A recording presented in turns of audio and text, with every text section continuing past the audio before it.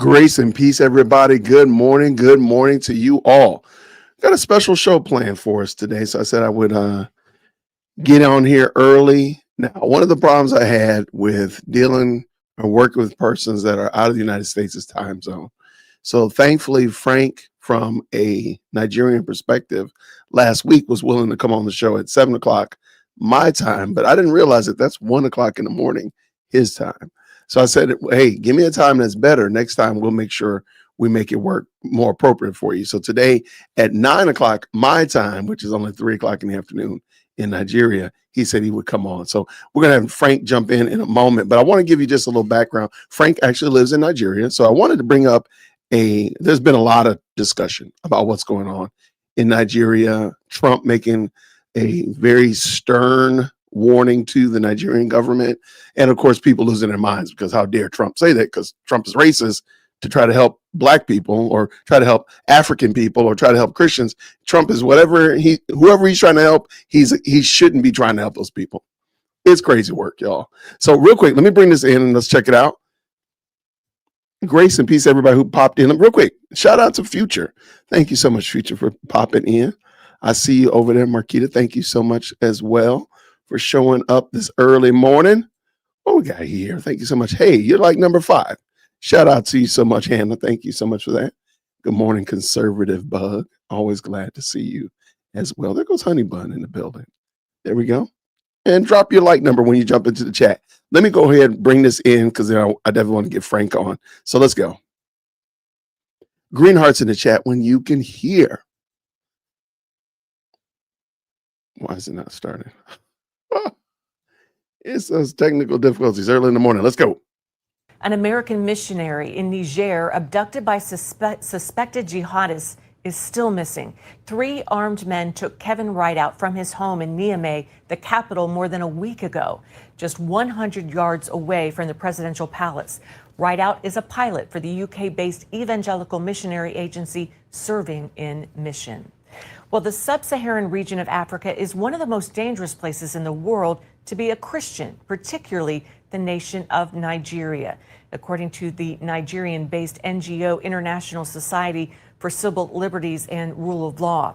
Well, since 2009, 125,000 Christians have been killed in Nigeria, including 600 clerics. 19,000 churches have been destroyed, 1,100 Christian communities displaced. Sunday, November 2nd, is the National Day of Prayer for the Persecuted Church, when churches around the world pray for their suffering brothers and sisters.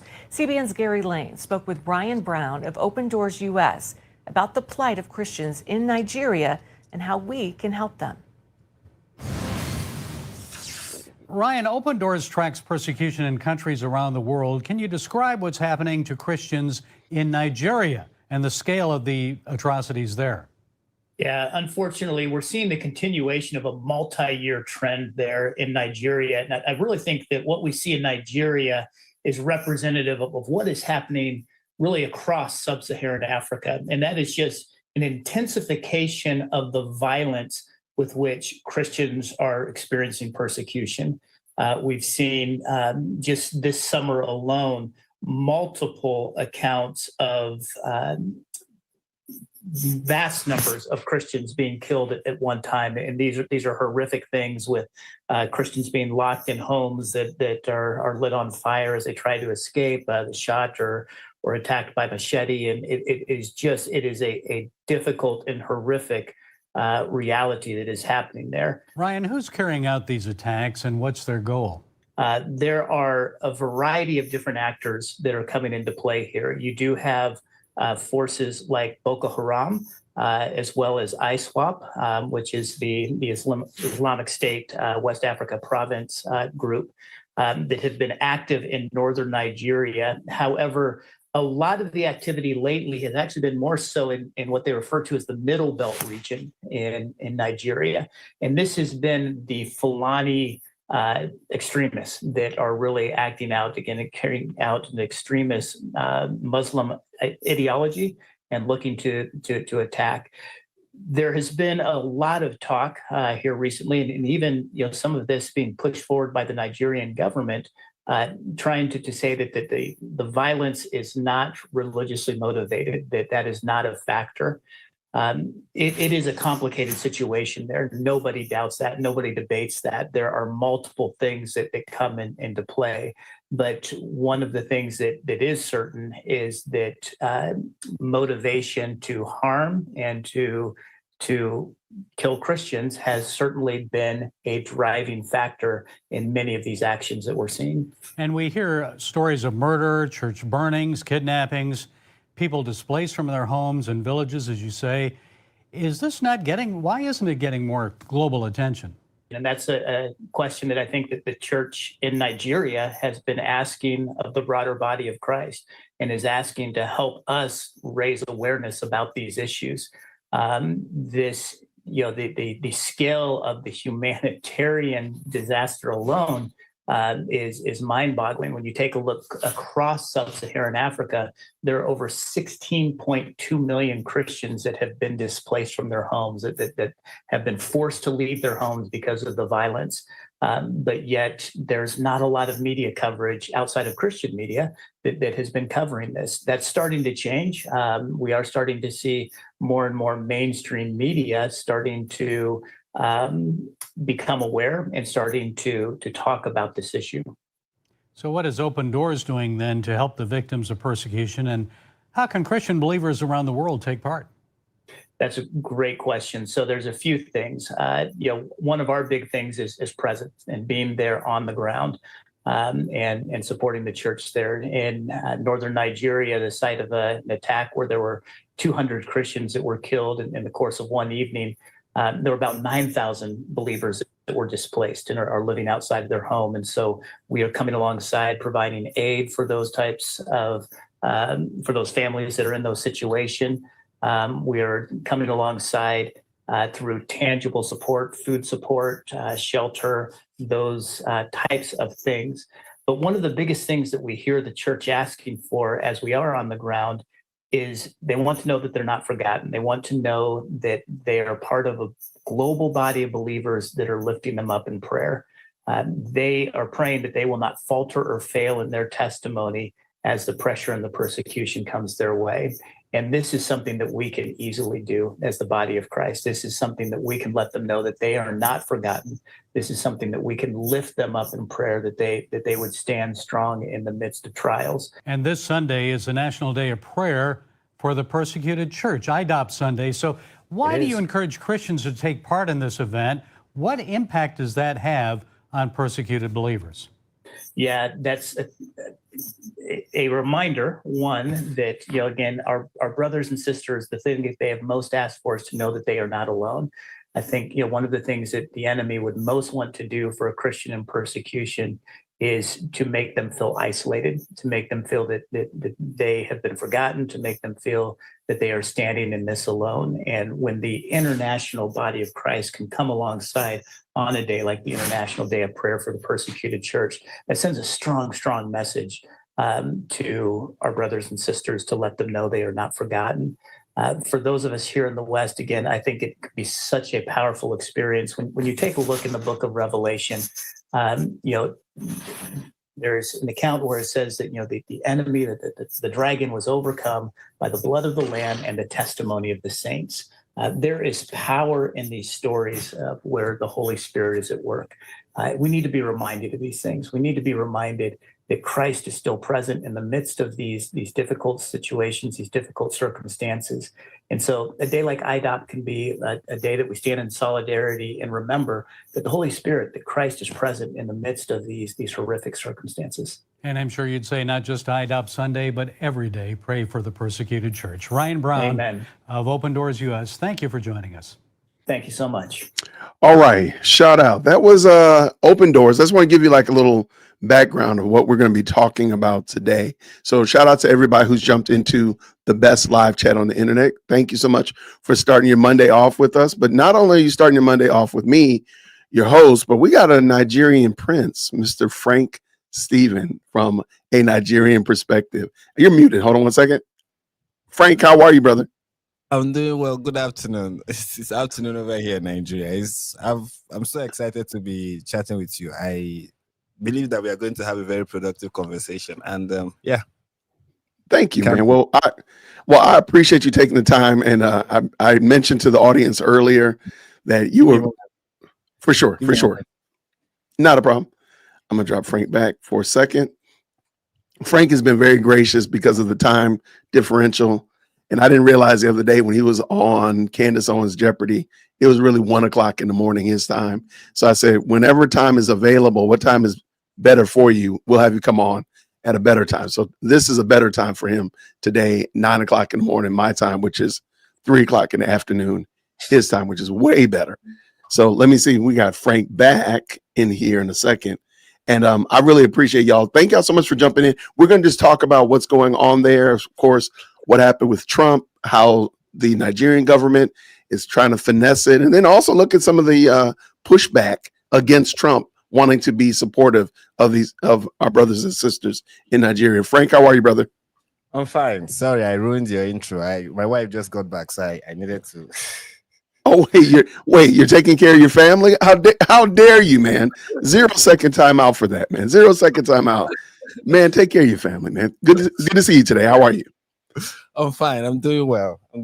Hopefully we'll have a very good live stream, like I said earlier. No, I agree. I know we will. I know, because we're going to have a good conversation. So, Frank, you actually, if just in case anybody doesn't know you, if the moderators can drop Frank's link in the chat for a Nigerian perspective, tell us who you are and where you actually live in the country of Nigeria. Okay, my name is Frank Stephen Ihoma. People, you often, when they hear the name, they're like, "Are you really sure that's a Nigerian name?" Yep. My my family name is Stephen and my name is Frank. But I have an Igbo name, is Ihoma. It means beautiful face. But that's yeah. So I hail from the eastern part of Nigeria. I spent most of my formative years, that's from when I was born. I was born in the western part of Nigeria, that's Lagos. I was born in Lagos. I stayed in Lagos till I was 16. Then I went to university in the eastern part of the country, and I fell in love with the eastern part, and I was like, I'm going to stay here. I'm not going to return back to Lagos. Many of my relatives are in Lagos. Some are also in other parts of the country, but I'm in the eastern part. I cannot say the states that I'm in the east just for security reasons, but I'm in the eastern part of the country. We will accept that. You have our permission to be under witness protection. You are under protection for sure. All right. Well, so give us an idea. What is the atmosphere on the ground?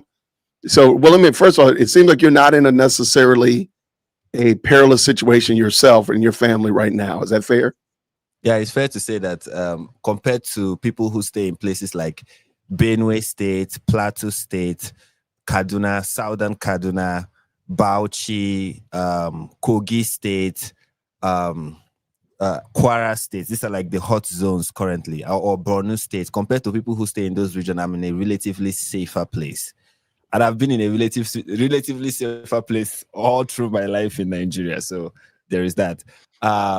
But these states, one of the states that I'm staying in Nigeria, we once had, not once, I think more than once, we've had multiple instances, but not too serious, not something that is concerning. And it happened in remote villages. So it's usually the case, even in places that are like hot spots for this kind of violence. You don't see the violence in cities. You see them in rural communities. So let's say you are staying in Benue State. If you're staying in Makurdi, now, of course, there have been attacks in Makurdi, but not in like an urban center in Makurdi. It's usually in a rural area in Makurdi, right? So that's Can I give an example, just so, because a lot of our watchers today are in the United States. So I'm going to use Atlanta as an example. Atlanta would be the urban center. So you're saying that there's not a lot of violence in Atlanta, but when you go outside of Atlanta into the suburbs or even into the rural areas where there's not as many people spread out much more, that's what we're talking about, if you want to use that as an example. Yes, and not just that. There, sometimes you can go to like rural areas and it can be quite populated, right? Even though it is like there's like vast farmlands you find there that kind of make people spread out a bit. But even when they are quite populated, the problem with rural areas in Nigeria is that they have less government presence. You Got it. understand? Like they have less government presence there. The presence of the government, and by less government presence, I mean you don't have police presence as much. Police, You don't right, right. Yeah, you don't have military presence there as much. So it's kind of, they're easy targets for these terrorists. And also when you consider the fact that Nigeria, a country of over 200 million people, we don't have state or local police. We have federal police. So the police is just one police system governing 200 million people. So the police do not respond to emergencies quickly. And even when they do, they are not often well equipped. I mean, even our military is not well equipped. Talk more of the police. So sometimes in cases like this, when the police is present, especially in rural communities, when the police is present, when the attacks are happening, they start leaving. Got it. So they don't run they don't run to see if they can stop it. They just start leaving. You know. Wow. So they're not running to help. They might be breaking out themselves. They're not paying them that much. Wow. No, that's sad. That's kind of how unfortunate the situation is. So it's usually the case. I've even like when I was in Lagos, when I was growing up in Lagos, there was this time where in Lagos State we'll have this group of brazen criminals, like they're thieves and armed robbers. So when they want to come to an area, and Lagos is an urban center, okay? Lagos is very urban, right? But they want to come to a particular, let's say, street or a particular community, and they will send letters. They will send letters ahead that they are coming, and the police will do absolutely nothing. They will just tell you, leave your house. They've given you the letter, just leave your house. So things like that often happen, even in urban centers. You know, now imagine when we are talking about rural areas that the police will not even try. So that's kind of what we have in. So yeah. the criminals are giving people a heads up, saying, "Hey, we come in on Tuesday. Yes. You would be well sir to leave your doors open and all your drawers open, so we can go ahead. We don't have to break anything." And the police are like, "Wow." Exactly. It happens. Wow. That's crazy. Yeah, it doesn't happen as frequently now because usually what happens in Lagos then is that when these criminals start doing this type of thing, the community will come together and then they will have like a vigilante, and then they will mount various parts of the street and, you know, do like a watch out for a period, and it usually deter the criminals from coming. But if you're waiting for the police, you're wasting your time. You know, even when I was in Lagos, multiple times, you know, I tell people that live in the parts that I'm living in Nigeria that multiple times my area where, like, when armed robbers attack in Lagos, it's not a house. They don't just go to a house or they go to a street. So it's like we are robbing this entire street. So I've been like the street where I lived in Lagos. We've had multiple instances. Although God has been we've been so blessed that they don't usually come to our compound, like the house that we live in. They don't usually come there. Like sometimes they skip over, sometimes they don't get there. By the time they're reaching our compound, they're like, we are done, we are leaving, something like that, you know. But in most cases, you start hearing gunshots. People tell you stories the day after of how they broke into this house, they broke into this house, they broke into this house, they broke into this house. And this was in Lagos back then. But I think it's no longer the case now, although I no longer live in Lagos, but I've not had from my relatives, those who live in Lagos, any instance like this. So there was a time it was like that. And this was even all this that I'm describing that took place in Lagos happened way before the Boko Haram thing we are hearing in the north, right? When that one started, it was just churches had to hire private security. When Boko Haram started in 2009, when they started bombing churches, bombing Christian worship centers, essentially. I remember in 2013, yes, in 2013, I got into school in 2012.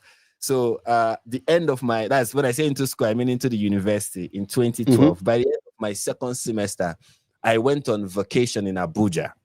I went on vacation in Abuja to stay with one of my relatives in Abuja. And I remember going to church in Abuja, and you will see like the street where the church is in, you just see not police cars, like private security vehicles parked. Like you think you're entering into like a fortress. Wow. Because people were afraid of Boko Haram attacking their church. It's as if we are driving into a fortress. And I remember asking the relative that I went to stay with, like, what is going on? And he was like, "Are you not reading the news? Are you not hearing about church bombings?" Because even in and Abuja, by the way, is like the capital, is the federal capital territory. That's like the Washington D.C. Yeah.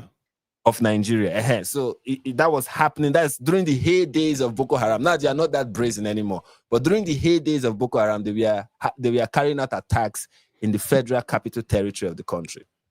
Then there was the one that made them that made them famous, which was the Chibok girls kidnapping that happened in Borno State, in a community in Borno State known as Chibok.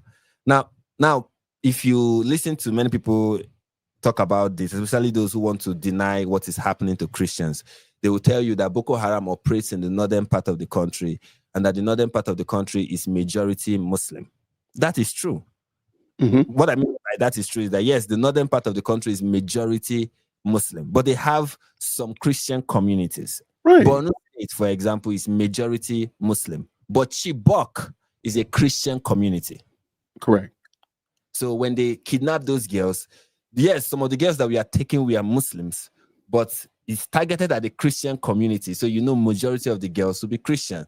Now, Got it. After those girls were kidnapped, many things were done to secure their release that, for a very long time it was ineffective. But finally, Boko Haram were releasing some of the girls in batches. And many of the girls, when they came back, they had already converted to Islam, like forced conversion. Some of them were pregnant. And there's this girl, Leah Sharibu. Leah Sharibu is a Christian girl that was kidnapped, that refused to convert. And till this day, as I'm speaking to you, she has not been returned. So she's one of the girls who is still in captivity since the Bring Back Our Girls days. So wow. And refresh our memory on that kidnapping. Was it like it was a large number of girls that were kidnapped? Yeah, over 300 girls were kidnapped. It was 300. Okay. Yeah. Over 300 girls were kidnapped from a secondary school. I think they were writing an entry examination or something, and then Boko Haram drove in, and they took their time. They were not in a hurry. It was wow. These criminals these terrorists can be like the audacity. They're not rushing. When you want to commit, atrocities in a place where there is real security, you're on the clock, right? You're like, oh, we need to be done in 20 minutes or in 15 minutes. No, these people can take hours. You hear that they were in this community for 3 hours. Sometimes they stay. There was one community that was attacked recently. They stayed all through the night. They were not rushing. In fact, they got into a house. Before burning the house, they ate all the food. No, not all the food. They ate all the food, had fun. When they were done, all right, now let's burn this place. So that these people don't rush. They take their time. And that's how they did it with the girls. They took their time. I think it went on for hours. They had the girls, arrange them in. Even some teachers were kidnapped, even though the teachers were the first to be released. But some teachers were also kidnapped, and then they drove away. And then, the thing was, that was what brought Boko Haram into the spotlight. I mean, I remember Michelle Obama with the hashtag Bring Back Our Girls, right, and react to. I think she made a post and did the hashtag Bring Back Our Girls. And what was interesting back then is when the first lady was talking about it, nobody was saying anything about, oh, the West is interfering in Nigerian politics. The West is trying to intervene in this country or anything like that. Even back then, when the government was willing and ready to fight Boko Haram, that's the government then, that's Jonathan's government, was willing and ready to fight Boko Haram. The US had a policy of not selling their weaponry to the Nigerian army or to the Nigerian government. And they kind of, I don't know how to describe this, but they kind of had this policy, even with other countries, that as long as it is US weapons, do not sell it to the Nigerian government. Wow. Funny enough, it was under Trump that was lifted. And we're going to talk about that in a second. So let me ask this question. Are you all able to defend yourselves? Yes and no. Now, you can have guns, but you don't have the right to bear arms. Nigeria is kind of like an interesting country, but typically... Wait, you said that again? You can have some kind of guns. Like if you're a hunter in Nigeria, you can have a hunter's gun, right? You can have some. You can have machetes. You can have other stuff like that that you can use for self-defense or to for other uses. I want to be able to carry a gun. But you cannot carry. A gun. Yeah, what I mean by you don't have the right to bear arms is what you see in America, where you have like open carry, concealed carry. Yeah. You don't have that here. You can't as a private citizen be having an AK-47. What are you using? Well, even okay, and please understand. Don't get us wrong. We do not carry AK-47s. Now we do carry things that we do carry. Even assault rifles, even okay. That's AR-15. Even that you can't carry. Even like the handgun pistol that you have, you can't carry those. You can't. Can you have a shotgun in your home to protect your home? You have to have it registered, and it can be a very long process. It's not like yes. Oddly enough, now, but hunter's gun. There's this one we call. I don't know what's those who are into guns will know the specification, but we just know in this country they call it the hunter's gun. Now, people can have hunter's gun. Like people in local areas can have that because they are hunters. Many of them, that's their trade, right? But what we've been hearing from those living in those affected areas in Nigeria, what we've been hearing is that whenever these Fulanis or these militants, whatever they are coming to a particular community, that the army goes into the community first and disarm them. Take their machetes, take their hunter's gun, take anything that they can use to defend themselves. In fact, one prominent Nigerian journalist said that what he knows is that in those areas that like are hot zones for this kind of attack, whenever they see the military coming to take away their guns, they know that the militants are on their way. So why does the government do that though? Well, because you don't have the right to own those weapons in the first place. Now, if you are carrying a hunter's gun, they might let you have it, but I don't know if you understand. Like they might let you have it, but you don't have the right to have it. Do you understand? Like there are things that the Nigerian law enforcement can let you get away with, but it doesn't mean it's when they don't want you to have it. When they'll make you realize that the law does not permit you to have this. It has been an ongoing debate in this country, like the right to bear arms. It has been an ongoing debate in the country that, considering the level of insecurity and government's incompetence in dealing with it, private citizens should have the right to own weapons. But it's still being debated. It's still being heavily debated in the legislature. So, is there a valid reason? Because I do want to talk about what we're discussing, but I just want to know, like, is there a valid reason why you're not allowed to? They said that we should look. They tell us to look at the United States, that people have mass shootings. So there is that. But we don't, though. I mean, we the town that I live in, I joke about it. I'm sorry, the town that I live in, the town next to me. I'm sorry, the town next to me actually had written in their charter that gun ownership was part of home ownership.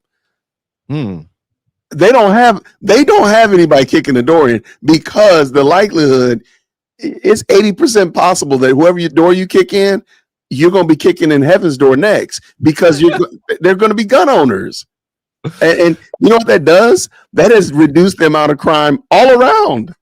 Because we do carry pretty regularly, but it would just seem like, why wouldn't you allow homeowners to be able to protect themselves, especially if the cops aren't doing anything or your police aren't doing anything? At least allow a homeowner to defend him or herself rightfully. It just seems that would make sense, but I'm sorry. It will make sense, but if you know Nigerian government, they don't do things that make sense. It just.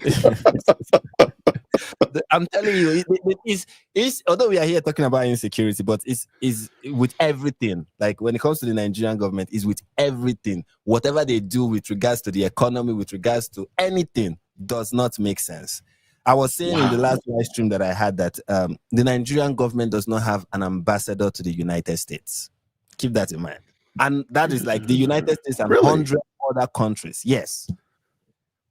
Why? I don't know. Maybe they are still politicizing the appointment and wondering who they will send and who. And this is not a government that just came in newly. Okay, this is a government that has been in power for 2 years, going to 3 years now. Well, Frank, look, you have my permission. You have my vote as a Nigerian representative. Okay. To America. So you get my vote. Wow. Frank, that It's is the very, craziest story, man. very, very. The stories are plenty. The stories are plenty. Currently, there are so many things that are being said now. In like Nigerians are saying so many things. You have with what Trump is doing, designating. First of all, before he designated Nigeria a country of particular concern, we had so many political. We will not call them pundits. Let's call them elites in Nigeria. They were just running their mouth, saying nonsense on every news station in Nigeria, talking about how they go to the United States and set the record straight. Why also not mentioning that we don't have an ambassador to the United States? But yeah, they are going to go to the United States. They are going to send the delegation to every country. They are going to counter this false narrative that there is a persecution of Christians in Nigeria. It is not true. And they came up with multiple arguments. I will list a couple of them. Argument number one that I had is the report that claims, that make the claim or try to what will I call it now? That try to defend the claim that there is a genocide of Christians in Nigeria. That's the Inter-Society report. According to the Nigerian officials, that report does not mention killings carried out by other groups that are not Islamic terrorists. Okay. Now, of course, any person with just basic critical thinking can see that that's ridiculous. It's like saying we are trying to show the killing the people that have died by virtue of, because of cancer. Let's say people who have died because of cancer. And then somebody tell me, why didn't you mention those that died of malaria? And I'm like, yeah, we're talking about cancer, dummy. People that died in car crashes. Yeah, like why didn't you mention those who died in car crashes? Why didn't you mention those who died? I'm like, no, there is something specific that is being tried that they're trying to prove. They don't have to mention every death. It's not until they mention every death that is violent, that has to do with violent crime, that you're like, okay, now we can. Come on, that is ridiculous. It doesn't make sense.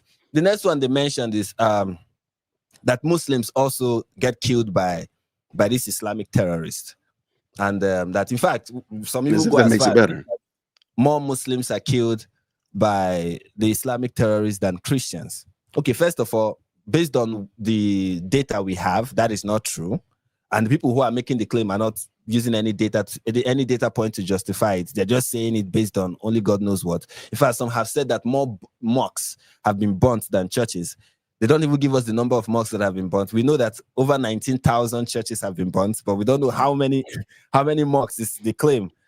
But even if all of that is true, that is like saying, that during the Holocaust, gypsies were also killed, and Slavics were also the Slavics were also killed, and the blacks were also targeted. Therefore, it is not a Jewish genocide. I don't know if you understand. No, I totally understand. Exactly. I totally understand. I disagree with their argument. I agree with you 100%.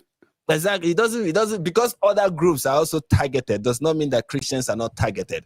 And I think one of the problems that I see with many people who talk about this in Nigeria, especially those who want to deny it or, brush it aside, is they say, oh, yes, Christians are being persecuted in Nigeria. Some will say, like Bishop Coker, a prominent bishop in a Catholic bishop in Nigeria, said that, admitted that there is persecution of Christians in Nigeria, admitted that Christians are being targeted by terrorist groups, and yet was like, hey, can we call it genocide? I'm like, it's like you people don't even know what genocide mean in the first place. That's kind of like the problem.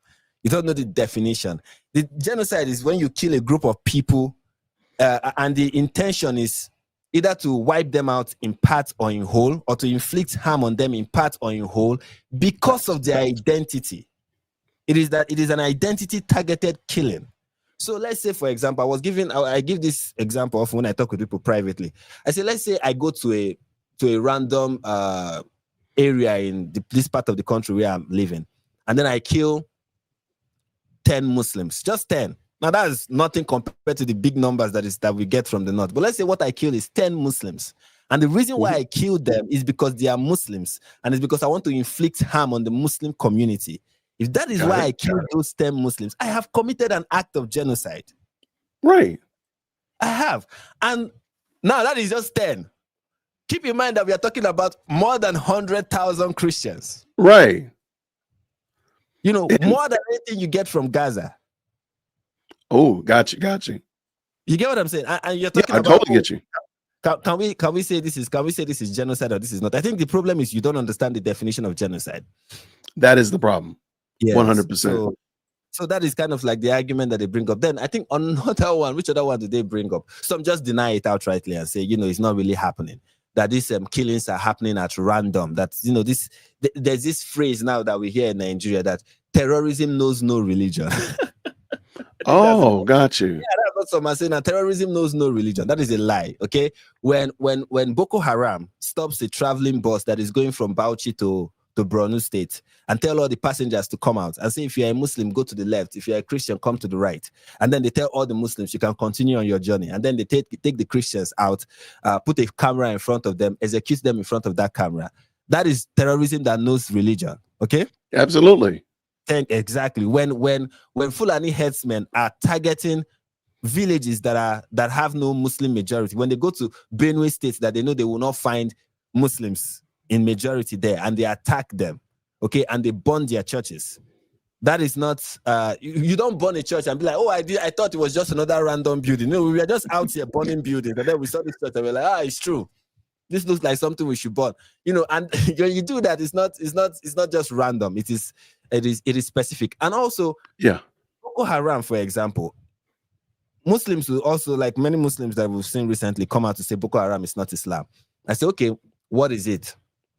Is a radical form of Islam. These are people who are twisting the Islamic text. It is you who is saying that they are twisting it. They don't think that they are twisting it. Okay, and that text is an Islamic text. It's not Mein Kampf. It's not Communist Manifesto. Okay, right. It's the Quran. Okay, so that is what makes it Islamic. And their interpretation of Quran 9 verse 29. Quran yes. 29. That's fight the people of the book. Is what is motivating what they are doing. Whether you say they are true Muslims or not is up to it's you and them to decide who is the true Muslim or who is not. You people can have that conversation for eternity. What I know is that they are basing their killings on the Quran and what the Quran commands them to do. Therefore, what they are doing is Islamic. And two, what the Quran commands them to do is to target disbelievers and munafiqs. Munafiqs are Muslims that Boko Haram consider to be hypocrites. Okay, Muhammad was commanded to deal with those hypocrites as well. Hypocrites, right? So you have to kill the disbelievers, and you also to kill the hypocrites amongst you.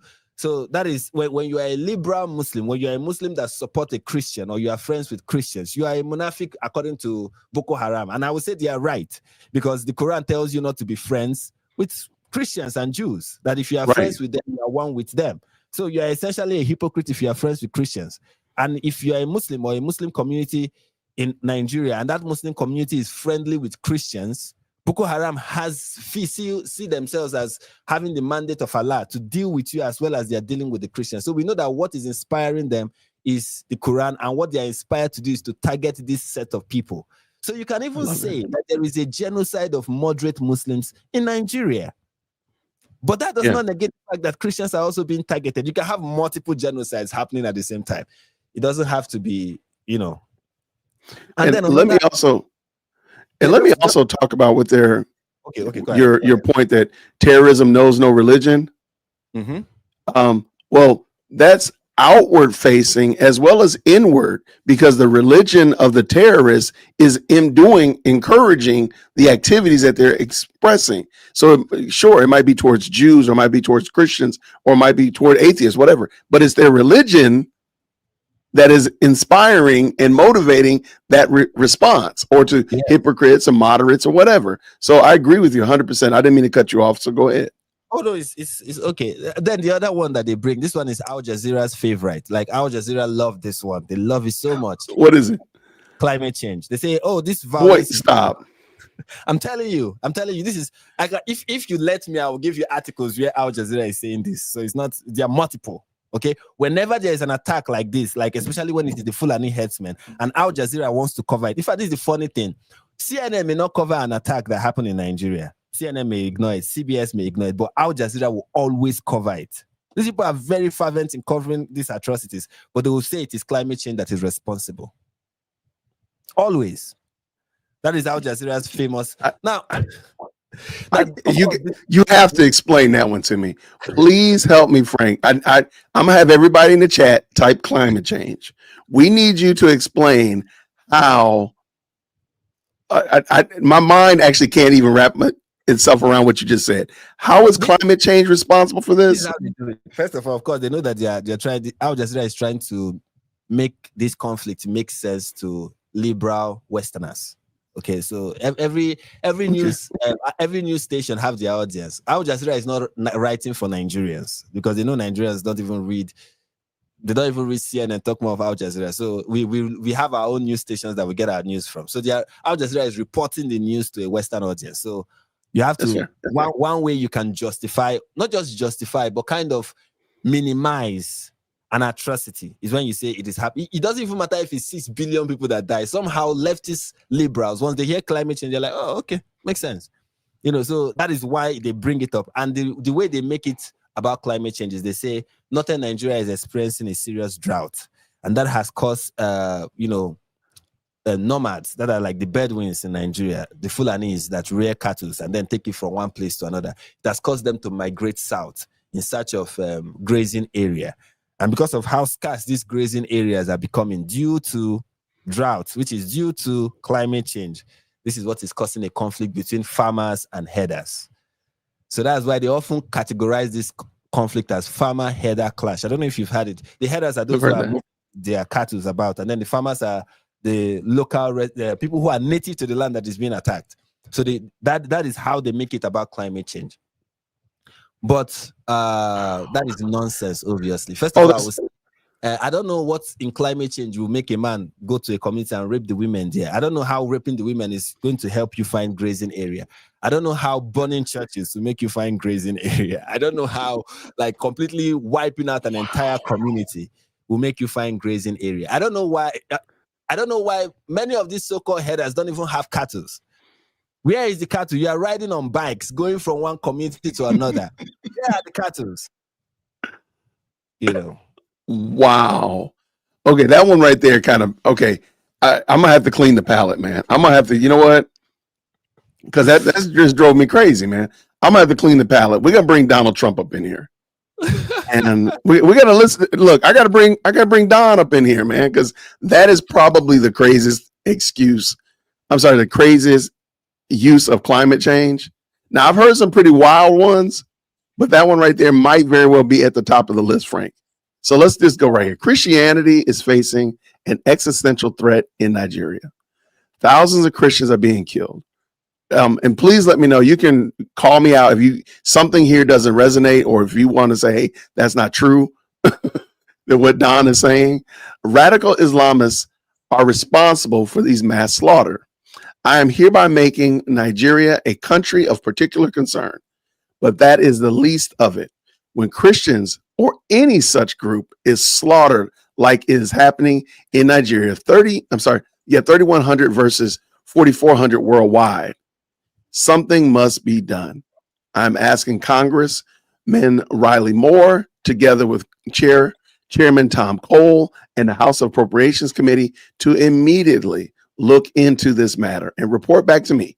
The United States cannot stand by while such atrocities are happening in Nigeria and numerous other countries. We stand ready, willing, and able to save our great Christian population around the world. Donald J. Trump, President of the United States of America. Now, Frank. My only issue with this tweet is that he didn't end it with, "Thank you for your attention to this matter." Frank, as a Nigerian resident, yes, what do you translate this? How do you feel hearing this from the President of the United States? I was so excited. I was so excited when I saw this, even though the second tweet kind of shocked me. This second tweet was released while I was live. There's another one coming. I'm gonna bring the other one in a moment. Yeah, the other one happened when I was live and I was shocked. But this one I was happy to see. Okay, and everything he said here was correct. There was nothing that he said here that was wrong. He said Christians are facing an existential threat in Nigeria. Now, so many people, I've had some pastors from the South. They say, I'm a pastor in Nigeria. I am not facing an existential threat. Please, keep quiet. Nobody's talking about you. We are talking about Christians in the North, okay? Christianity in the North is facing an existential threat, And that is the truth. Okay, Christians in the North are, I mean, what are they not going through? First of all, when you're a Christian in the North, it is dangerous. Okay. First, your church is not, for you to erect a church building in so many communities in northern Nigeria, you need to get a license, and you are not often given that license. And sometimes the church building you want to erect is a church building that was just demolished by Boko Haram, and you're trying to erect it back, and you're like, no, we're not giving you license to erect that. So you can't even build back. Yes, you can't even build back your church. And then when you want to buy land as a church, you can't even, they may not even allow, they may not sell to you. And even if you're a Christian, they might discriminate against you when you want to. People don't know that discriminations happen in this country. One of the things that I find interesting is when Westerners talk about discrimination. Oh, they will not serve me food because I am this. I'm like, it happens all the time in Nigeria. We don't even see it as an issue. It's kind of interesting. So yes, if you're a Christian in the North, there's likelihood that if you want to buy land from a Muslim, he will not sell to you because you're a Christian. You may not get employment because you're a Christian in the North because of, the majority Muslim. You may not, the likelihood of you as a Muslim from the North getting government appointment or getting government working for the government is slim because you are being discriminated against. In fact, there are universities in the North that will not give you admission if you are a Christian. You will not be admitted into university. Now, they will not say it openly, but when you look at the admission list and then you see Mustafa, Muhammad, Abdul, and then you don't see any Christopher, Samuel, you don't I don't see a Jason on there. There's not a Jason on there. You just know something is going on. In fact, sometimes for Christians to get admission, they sometimes change their names. Wow. It happens. So that happens. And then when there is insecurity like we are having in those places, you're a Christian girl, the likelihood of you getting kidnapped is elevated. The likelihood of your community being attacked is elevated. I remember I have this church member. She's not currently residing in the eastern part of the country, but her family, and she grew up in the North, and her family is still in the North, a particular state in the North. And she was telling me how their community have often been attacked. She said recently it has been peaceful, but in the past that you just have these men on bikes come in the night using the element of surprise to attack their community, and just everybody will have to run into bushes. That it has happened to her community. Like when she was growing up, it happened like twice. And this was before Boko Haram. This was before Boko Haram. It was happening.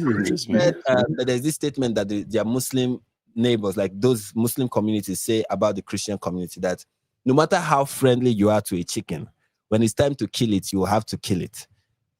And the chicken in that adage are the Christians, in case you're right.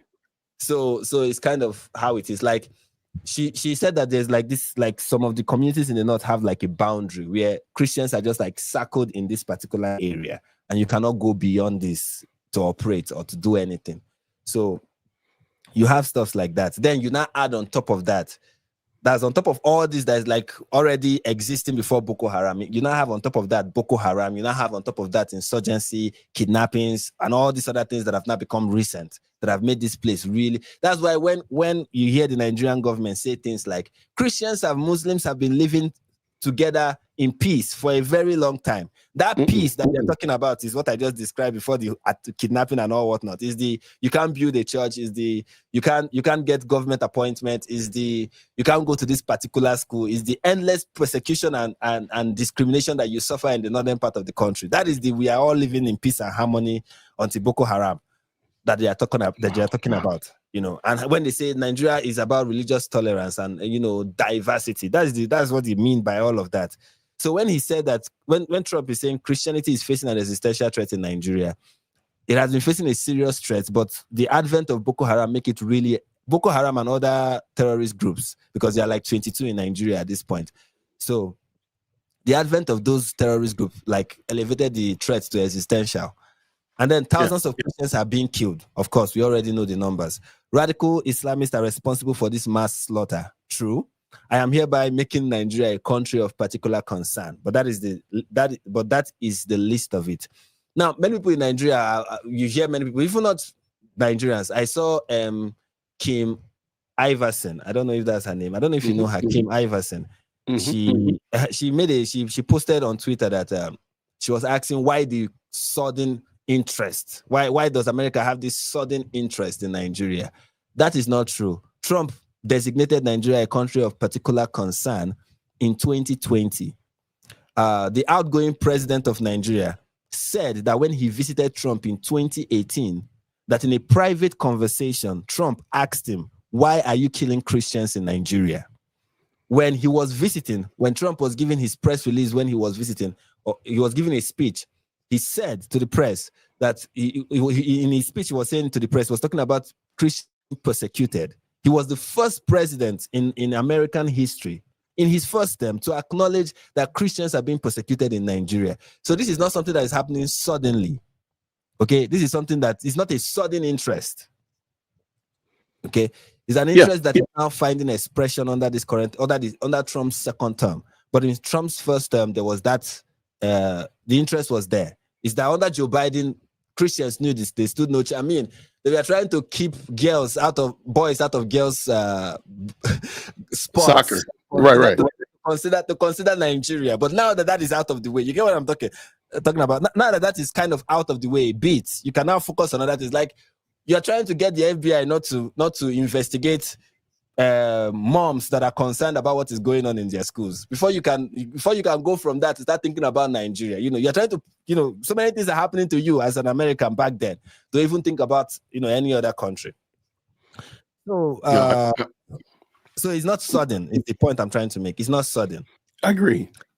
Now, when he said, when Christians or any such group, I like that he used that phrase, or any such group, because you hear so many people say, "Oh, but traditionalists are also being killed." Okay, they fall under any such group.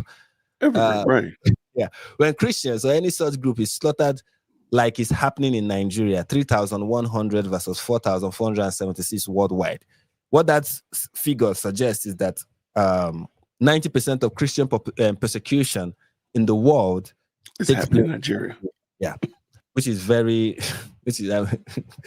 there's something we say in Nigeria that we are breaking all the bad records, all the worst records. We're just breaking out the worst records, right? We're breaking out of them. All right, and then the people he's appointing, blah blah blah blah blah blah blah. We stand ready, willing, and able to save our great Christian population around the world. That is, I was happy to see this. I was happy to see that he's recognizing what is happening, and I'm happy also that he did not use the word genocide. Now, I admit that there is a genocide, but I'm happy he did not use the word genocide. Why I'm happy that he did not use the word genocide is that those who want to critique this cannot say, "Oh, he is accepting that there is a Christian." He didn't mention genocide. He said Christians have been attacked. They have been targeted. He didn't use that phrase that I know you can't wait to start using your false argument and illogical arguments to counter. He didn't mention that. So calm down. He's talking about Christians that have been attacked. And he didn't even say that, they are being attacked for their faith. He just said they are being attacked. Correct. Even though that is true, but I'm just happy that he left that out to not give people the chance to make the argument that they've been making. So yeah, it's a very true statement. The response from many Nigerians was interesting. Some were like, "Oh, Trump is misguided. Trump is basing this on false arguments. Trump is doing this." I've seen that. The Nigerian government released a statement and they were like, "There's religious tolerance in this country. It is part of our history. It's part of our heritage." I'm like, yeah, interesting. I didn't know. When Nigerian government speak, they release new information that is foreign to me. I'm like, wow, tell me more. Yeah.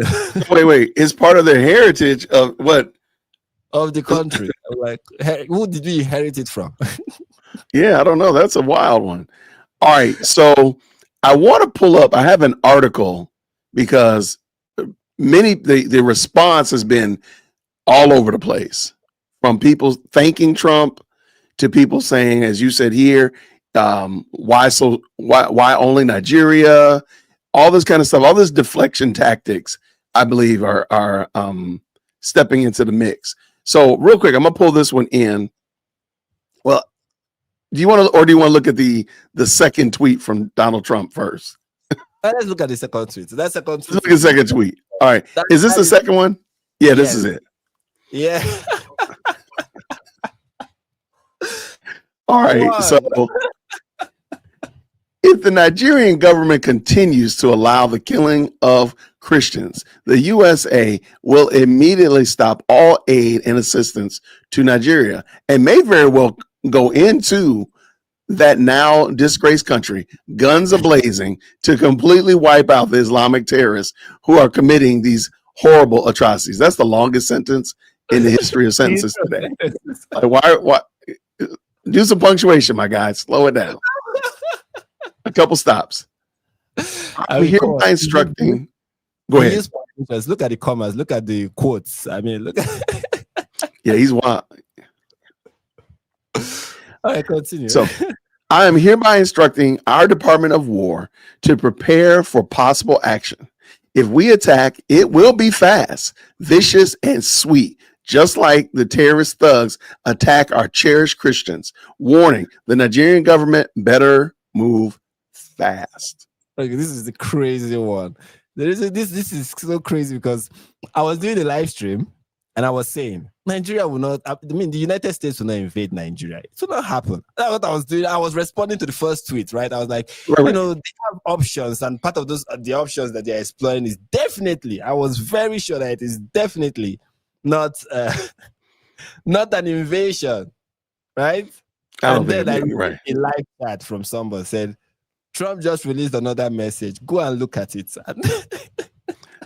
Wow. And then I saw this and I was shocked. I was like, what? Now, the reaction is mixed. Like, even some people who even, like, not just some people, many people who will recognize that there is a genocide in Nigeria have a problem with that phrase, guns are blazing. Yeah. Yeah. Because they're like, what would that look like? Okay. Are you going to start carpet bombing? The way the Muslims are, the way the terrorists have, it might become a Gaza situation where you are killing so many innocent civilians. If not just Gaza situation, Gaza is even more careful, very careful. Yeah. I shouldn't use Gaza. Take Iraq or many other countries, Syria. That's what the kind of level of destruction you'll be looking at. And you end up killing the very Christians you are planning to protect if you go guns are blazing. Correct. Okay? Now, I believe that Trump is exaggerating. He does that. Yes. Yeah, but if he ever comes to pulling out guns and, you know, striking Nigeria, I will expect that it will be precision strikes. You know, many people may not know this, but in 2020, an American missionary was kidnapped in Niger and by a terrorist and brought to Nigeria. And overnight, in 11 minutes, the US had an operation to rescue the person, a successful operation to rescue this person. And it was carried out in 11 minutes. Okay? In 11 minutes. And all the terrorists that we are holding the American hostage, we are killed except for one that got away. But every other person in that building, in that compound, holding the missionary hostage, all of them were killed. In 11 minutes, this operation took place. So this is the kind of precise attack that I want to see, hopefully, if he ever comes to that. You know, and I believe that, you know, the US, for it to be expensive. So something next to that would be drone strikes, like precise drone strike, like when you see how Israel conducts such when they want to take out a particular Hamas target or a particular Hezbollah target or something like that, something that is very precise, that will lead to little or no human casualty. That's something we will hope to see. Right. No, I think if he ever comes to that, right? If he ever comes to that, because yeah. I believe I said in the live stream, I think he's bluffing, but Trump is a mad person, so I'm not sure. I think he's just saying it because, well, over here in the States, people will glom onto certain things that Trump says and miss other things. Yeah. So they'll most people, and he put it in quotes, I think on purpose, most people got stuck on guns a-blazing.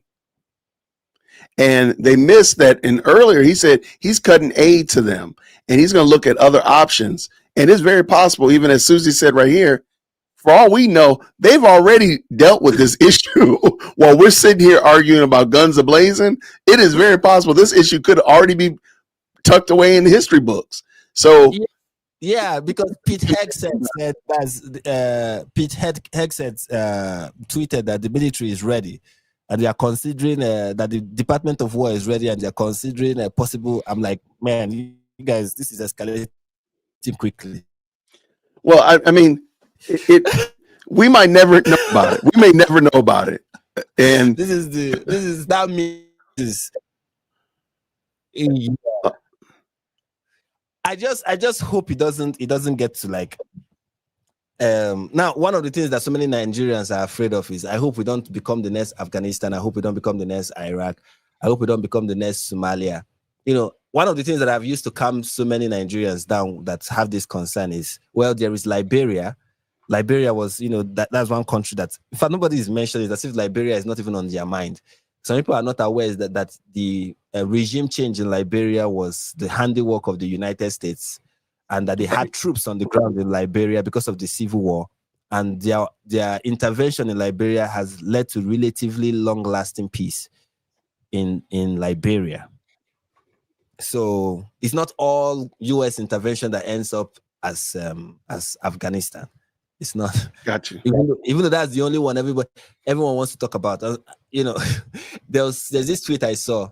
The person who tweeted said everybody is talking about Iraq, Afghanistan, Syria, Somalia. Nobody's talking about Germany, Japan, Korea, Liberia. And what did all this failed intervention, U.S. intervention, all have in common? And what they all have in common, of course, is that they took place in Muslim countries. So Interesting. So there is that. Okay. But no. What I see happening with this is that this is going to put pressure on the Nigerian government, or we hope that it will. But I don't think the Nigerian government can be pressured to. It's not that they don't want to do this. It's that it's not like they cannot do this. Like they cannot solve the issue of insurgency and militancy in northern and middle belt Nigeria. But it's that they don't want to do it. They just don't want to do it for many reasons that we can speculate on. But you can see it from the way the government this has gone on since 2009. These people don't want to address the situation. They don't. The one president who wanted to do something about it was voted out by northern Nigerians. They did not vote him. They did not support him. And any presidential candidate that's like, we are going to end this Boko Haram nonsense, and they know that this candidate is not the ones that are giving it, that are offering lip service to it, the ones that really would do something about it, don't get elected. So, especially by northerners, there's the speculation is that, you know, attacking Boko Haram, which is something that some northern politicians have said, that to attack Boko Haram is to attack the north. To attack Boko Haram is to attack Muslims. Now you see them on social media saying Boko Haram are not Muslims. But in the past, right, they were to attack Boko Haram is to attack Muslims. To attack right now, all of a sudden. The former minister of telecommunication or something like that, that's Ali Pantemi, once said that Boko Haram Boko Haram are our brothers and sisters. Those were his words. These are our brothers and sisters. That is how he described Boko Haram. So there is just that thing in the north that doesn't want to deal with the issue of insurgency. It's kind of, we like it, kind of, because of course it's a tool for it's kind of like there's this how do I put it? There's this stuff that I saw that shows a formation, football formation or soccer formation. You have the striker, you have the midfielders, and then you have the defenders. You know, moderate Muslims are like the defenders, radical Muslims are the midfielders, and then the strikers are the terrorists themselves. So the average Muslim in the north is the truth. The average Muslim in the north is either a terrorist or a terrorist sympathizer. And that is the truth. Quote me on that anywhere. The average Muslim in northern Nigeria is either a terrorist or a terrorist sympathizer. Okay? The people that set Deborah Yakubu on fire because of alleged blasphemy. We are not carrying guns. They are not registered. They are not part of any terrorist organization. Okay? Yeah. They saw an opportunity to lay their hands on a Christian girl, and they grabbed it with two hands. That's the average mentality you find in northern Nigerian Muslims. Okay? And Deborah is just one of many when it has to do with blasphemy. And that is radical Islam, you know, on display. There are so many Muslims right now that are saying, and some of them even in part of the political elites in Nigeria, saying that there is nothing that is going to take away Sharia law in Nigeria. And Sharia law is going to remain in Nigeria, and Nigeria must implement Sharia law. In fact, at one point earlier this year, we are calling for because Sharia law is only applicable in 12 states in Nigeria. They were calling for a national implementation of Sharia law all over the country. So, these are not crazy Muslims. These are like your average, Right. the average Muslim Run of the mill. That is the mentality. That is the mentality. I remember I was working in the Southeast. There are jobs that you find Muslims doing in the Southeast, like when you see them selling suya or doing something. So I was working in the Southeast, and I was talking to a friend of mine about, the craziness of radical Islam. And when I was talking with it, I was so passionate that my voice was kind of raised. And then she told me, "See, there are Muslims around. Stop talking like this." Like, though they are living in the Southeast, they're not a majority. You don't know who is the next person that will be like, you know what, I may get lynched for this. Like in the Southeast, I may get attacked for this.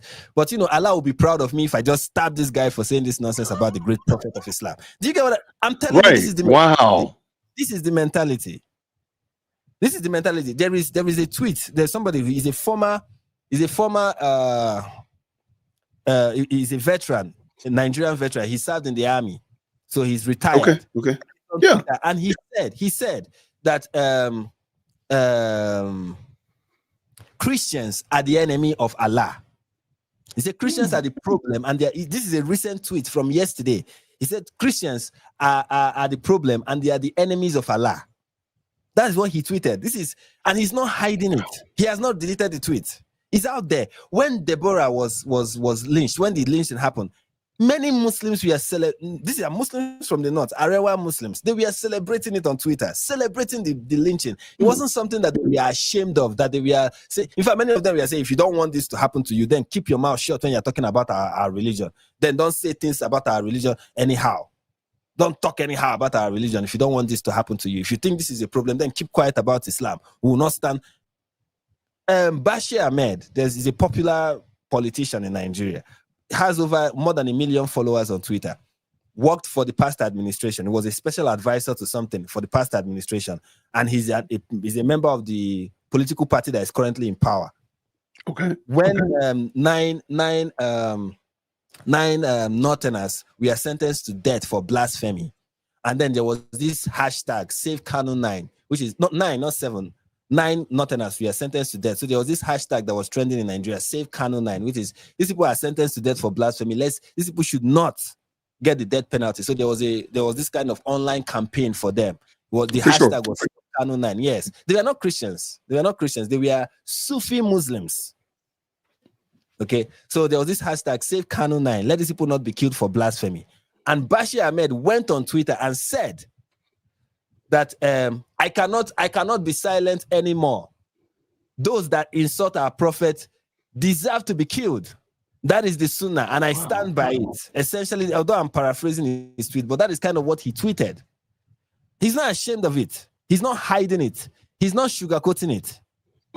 So the mentality of the average Muslim in northern Nigeria. Now, of course, I am categorizing it average Muslim in northern Nigeria because you can find Muslims in the western part of the country, which is where I grew up in Lagos. And those ones will not, they're like live and let live. They don't bother anybody. They just, they just do their living thing. life, right? The ones in the north, those ones are, they are just like, we call them the true Muslims. Right. They are the true followers of Allah. So that's like the what you have in the country, essentially. So, yeah. Let me ask you this, because I do want to bring in this article of a popular entertainer who thanked Donald Trump and is catching a lot of flack for it. So we're going to look at that in a second. But overall, what is the Christian climate like where you live? Are we looking at predominantly Protestant churches, Catholic churches, like non-denominational? You got Presbyterians there. Like what does that look like? If you can give me like an overall experience. All right. Depending on the region, like if you are looking at Eastern Nigeria, most Nigerians in the eastern part of the country or from the eastern part of, whether you are in or you are from, are Christians, right? They are Christians, or at least they identify as such, even though some don't go to church, but they are Christians. And they are often Catholics or part of the Anglican church or other like Anglican, Presbyterian. And we have lots of Pentecostals. Pentecostal churches in the east. You also have them the same thing in the west, like in southwest. That's Lagos, Ondo State, and all whatnot. Those states in the southwest. You also find Catholics, Anglicans, Presbyterian, but mostly, especially in the Southwest, mostly Pentecostals. So, and their response to this is mixed, right? You have pastors. Now, most of the popular preachers in Nigeria, Pentecostal preachers in Nigeria, popular ones, have been quiet. They're not saying anything, which is kind of unfortunate, but they're not saying anything. And I remember one in particular. If a Nigerian is watching me, they know the pastor I'm talking about, but I will not say his name. But there's one in particular. When Jonathan, Goodluck Jonathan, that's one of the former presidents in Nigeria, the president that was in power when Boko Haram became, so when that happened, one of the big men of God in Nigeria, owner of a very big mega church in Nigeria, this church has branches all over the country. The auditorium is very big, like the main auditorium, like the headquarters of the church. The auditorium is sitting like thousands of people, and this guy is popular in Nigeria, right? When it happened, he took to the streets, calling for the Nigerian government to do something about the insecurity in the country. After Jonathan was voted out, and then we had Buhari, and then the vice president of the country was a pastor from his church. When that happened, all of a sudden, this general overseer was quiet, didn't say anything about insecurity. Every time he tells Nigeria we should pray for the country. I'm not opposed to praying for the country. In fact, it's one thing that I encourage every Nigerian to do, pray for the country. But what is kind of, the hypocrisy is obvious. When it was Jonathan, we are taken to the streets. You and your church members, we are, protesting. When somebody from your church became vice president, you were quiet. And now, under this current administration, that kind of is obvious to the average Nigerian that this current administration has your blessing.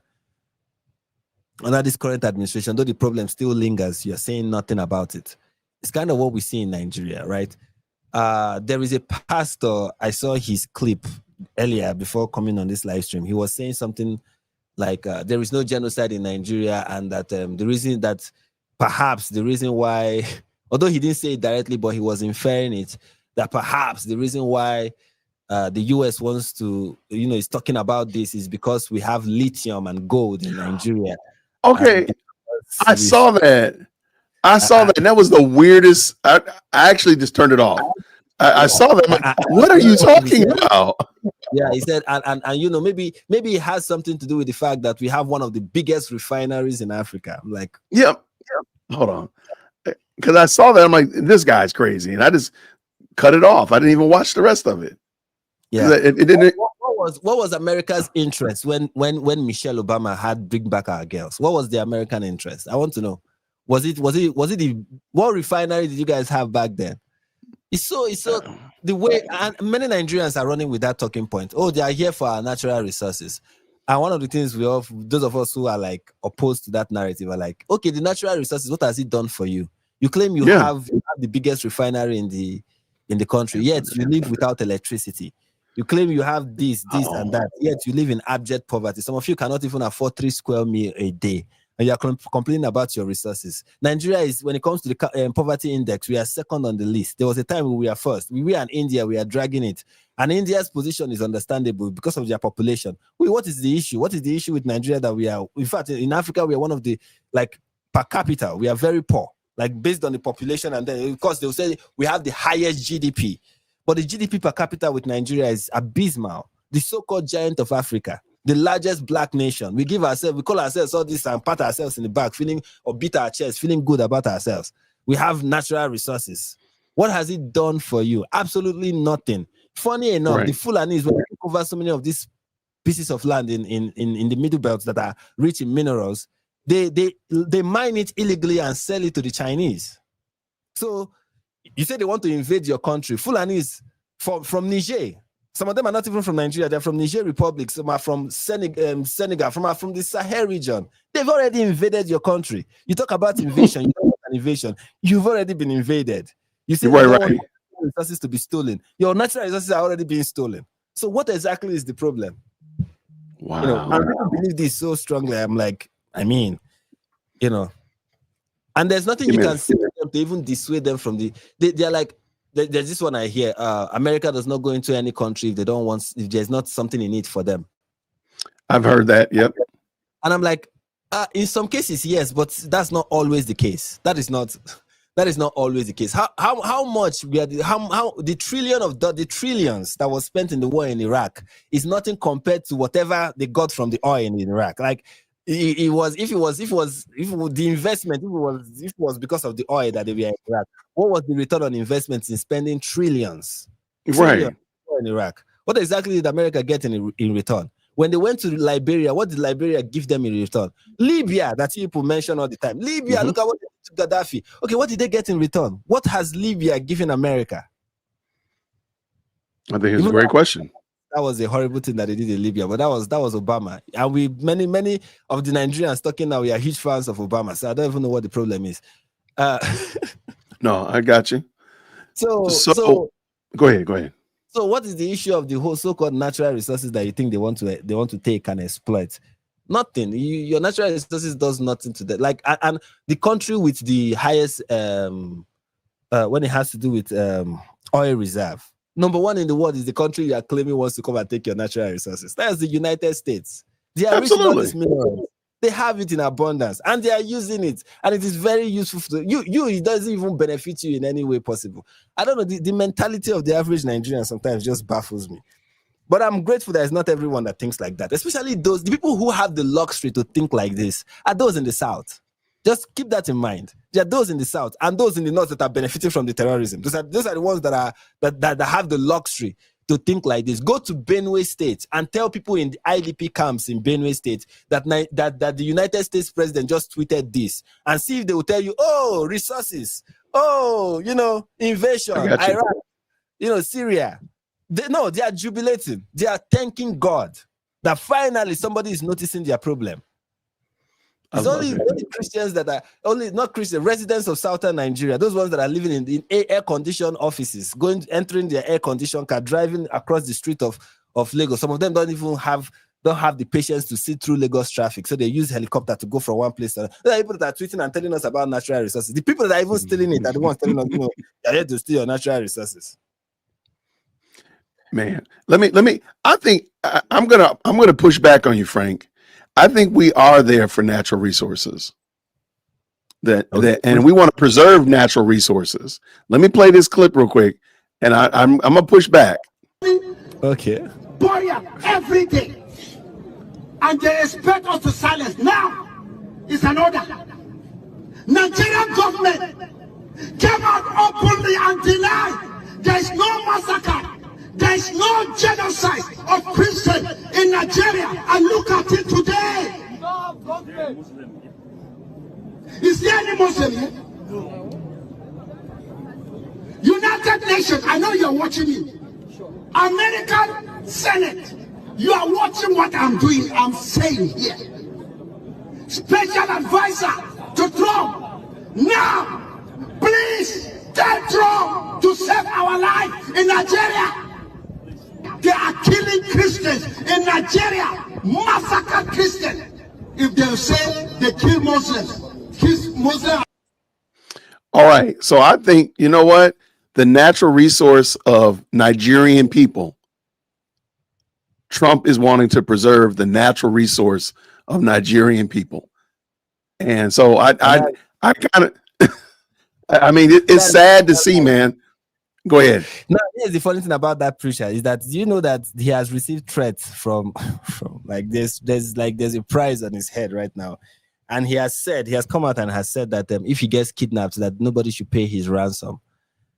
So he's what he's doing is very brave. He's very brave compared to some of the pastors that are here telling us about how we should think about our natural resources. And you're not even using them. And these are the people who, I don't know if they don't read the same scripture that say, what shall it profit a man to gain the whole world and lose his own soul? So it's okay if we preserve our natural resources at the expense of what? Of Christians getting massacred? Well, we're going to add this to the list of things that just don't make sense. Nicki Minaj thanks Donald Trump for warning about slaughtered Christians. So what do you think, Frank? What do you think the response was from American people for Nicki Minaj, a entertainer, saying thanks to 47 for acknowledging what's going on in Nigeria. What do you think? Just take a stab, Frank. What do you think? I can imagine that they were all happy. They were like, "Yeah, Nikki, you are doing." Wrong answers only. Wrong answer only. Right? Yeah, they were All right, like, "Yeah, let's- Nikki, go, girl. You are telling them the truth. Finally, you are trust. You are." you know what is interesting is that I think her recent album started like doing well on the charts after the whole backlash. It's kind of interesting to see, anyways. Yeah. So Nicki Minaj has praised President Donald Trump for speaking out about extremism against Christians in Nigeria. I mean, I never thought I would put that sentence together. I never thought I would read this. This sentence right here is going to go on the things I never thought I would say today. But here we are, nonetheless. No group should ever be persecuted for practicing their religion, the rapper 42 wrote on her post on X. We don't have to share the same beliefs in order for us to respect each other. I don't know what's wrong with the world, Frank, because I agree with her 100%. Like, wow, okay. Nigeria has said it is committed to tackling violent extremism, but has rejected any suggestion that a genocide against Christians is taking place in the West African nation. Yeah, that statement there just shows that they are not committed to tackling anything. If you are committed to tackling the problem, at the very least you can do is recognize the problem. You know. Oh, I got you. Let's keep it going. Why it matters, Frank?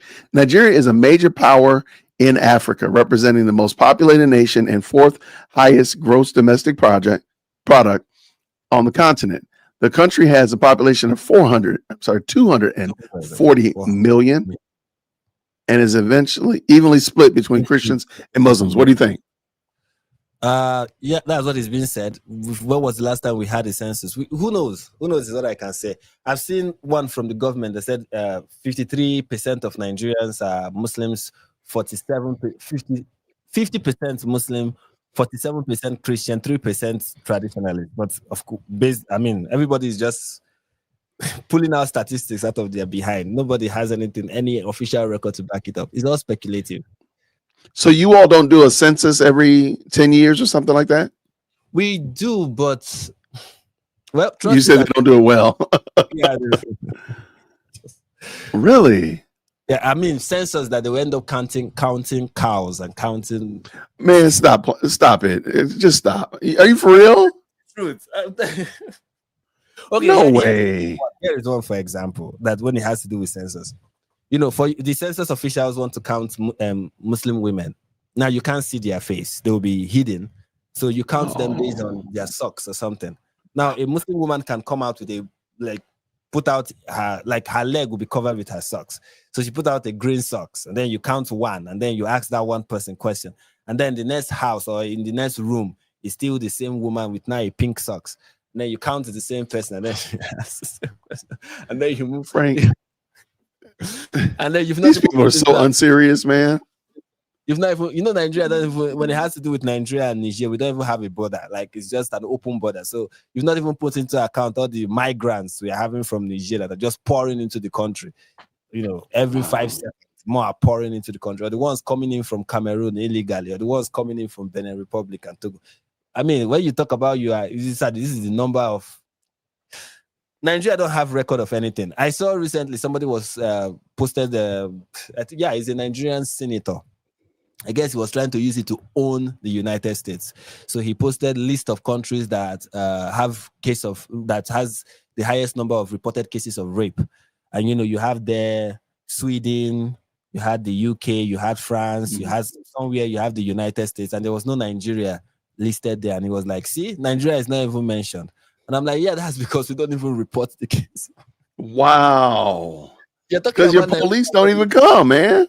But I'm telling you, in the same country where child marriage is a thing, Nigeria, when in West Africa, Nigeria is the highest in child marriage, 20 million girls. Wow. So all right, let me keep reading this. However, the nation has long faced suggestions by some U.S. evangelical Christian groups and politicians that a deliberate campaign of extreme extermination is taking place against Nigerian Christian population. Trump in his first administration placed Nigeria on the U.S. Religious Freedom Watch list, but President Joe Biden lifted that designation during his administration. Elections have consequences. On Friday, Trump announced his intent to designate Nigeria as a country of particular concern for religious freedom violations, which would allow the U.S. to institute punitive measures and sanctions on the country, such as restricting non-humanitarian aid. You got anything you want to add to that, or how would that affect? You feel like would that be a good way to go about it, or do you need us to come in with guns a-blazing? What do you think? Well, of course, this is being done to kind of pressure the government to do something. And there are, according to what I've been told, there are 15 measures that they can take. I don't know all the 15, but yes, restricting non-humanitarian aid is one of them. That's the military aid that is being sent to the country is restricted. Honestly, I don't know if that will, if the government is still hell-bent. Earlier when I talk about this, I'm like, maybe pressure will work. But these days, I'm beginning to doubt if pressure will even do anything to make the Nigerian government do anything. Like, I have little to no hope in the Nigerian government. Right. Well, it sounds like you don't. Right. It sounds like they earn it, though. Yeah. I see the Nigerian government as a hopeless case. Like, for me, it's just a hopeless case. Wow. All right. Let's keep this dance going. All right. A worsening relationship between the U.S. and Nigeria could have implications for the U.S. position more generally in Africa, where China's diplomatic weight has been growing. Yeah. What to know? Nigeria owes China $5 billion.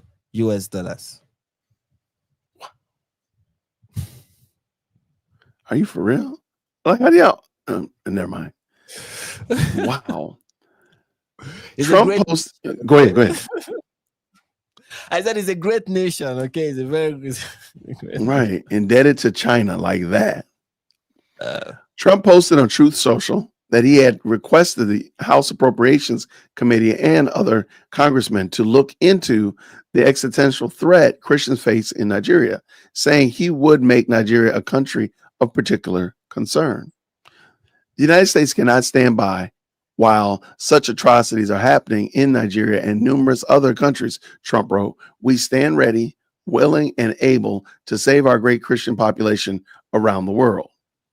Okay. In a response on Saturday, Minaj reposted the president's message and expressed deep sense of gratitude for his comments. Okay.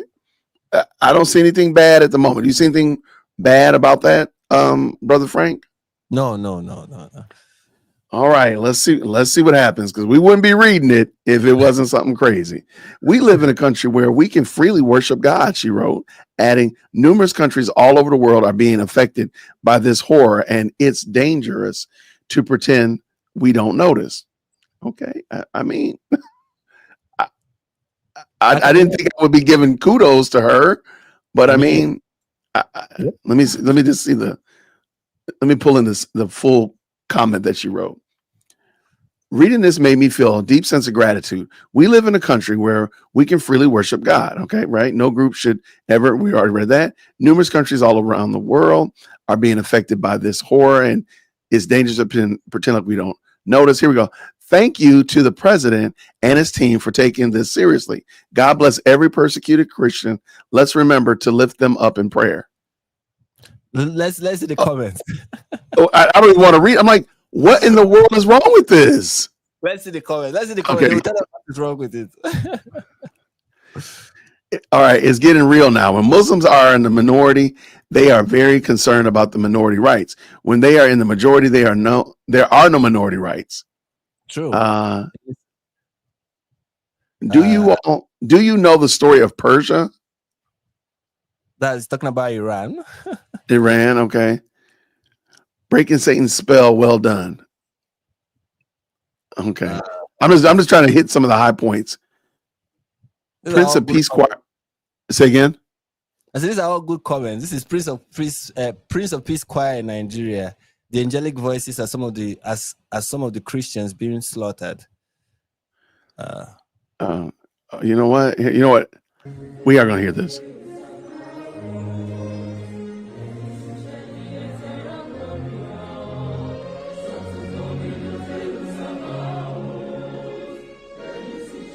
Can you,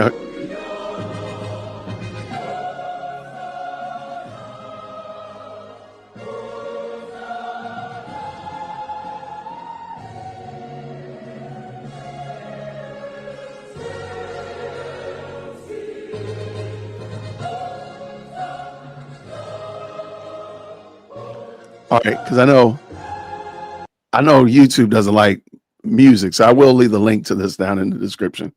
They'll flag your video for that. But man, heartbreaking. Christian pastor in Nigeria begs for the West to help Christians who are being slaughtered by. Is this the same gentleman from before? Yeah, he's the same. He's the same. Wow. And here is a dead body that has been prepared to be buried that he's standing in front of. So, wow. Yeah, this is a perfect example. Yep. That's exactly what happens. Okay. So, let me jump back to the article that we were reading. I'm trying to figure out why Nicki Minaj is catching flack for that. I mean, I thought that was spot on the money. Thank you to the president and his team for taking it seriously, which I think is he's taking it seriously. I don't understand what the problem is. Minaj went on, God bless every persecuted Christian. Let's remember to lift them up in prayer. Nicki Minaj is not a Christian, but it's interesting that she at least has the awareness and the common grace to recognize something going wrong. May God save her in the midst of this. Okay. Amen. Amen. The Post drew a response from the U.S. ambassador to the United Nations, Mike Waltz, who thanked Minaj for using her platform to speak out in defense of Christians being persecuted in Nigeria. What is the problem? What is the problem? I can imagine that some of the negative response would be, where were you when Gaza was, we know it's coming. We know we're about to get down there. We know it's coming. We can't allow that. We cannot allow this to continue. Every brother and sister in Christ must band together and say enough, Waltz wrote, adding an invitation for Minaj to meet with him at the U.S. Embassy to the United Nations to speak in more depth about what our administration is doing to protect Christians' freedom all over the world. Okay. I'm trying to figure out, you people want us to crash out over folk. This woman is crashing out over our brothers and sisters in Christ. And she's not even a Christian, by the way. And you don't want. Okay. I mean, the first person that it's been interesting who God has been using to make this a prominent conversation in Western mainstream media. I mean, first he used what's his name? This atheist Bill Maher was the first person who spoke about that. Yes, and it went very viral. And then you shout out to Bill Maher. Okay. Yeah, then we have Ted Cruz and all, but and he hates Christians. I mean, he hates us. He's not even a Christian. He was the first to really make it trendy, Okay, Frank, I'm gonna tell you exactly where I think the problem is. Mm-hmm. Okay, I kind of see the next sentence, the next paragraph, but I really think this is the problem. Walls wrote adding an invitation to Minaj to meet with him at the U.S. Embassy in the United Nations to speak in more depth about what the administration is doing to protect Christians and freedom in the world. Minaj responded to Waltz, writing in X that she would be honored in thanking him for the invitation.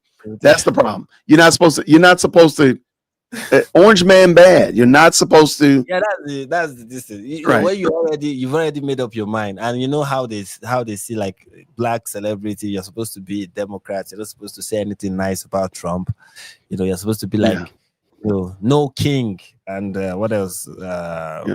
He's literally Hitler. Is going to destroy. You're supposed to be like that. Anything other than that is betrayal, I guess. Ah, of, I didn't mean to of do that.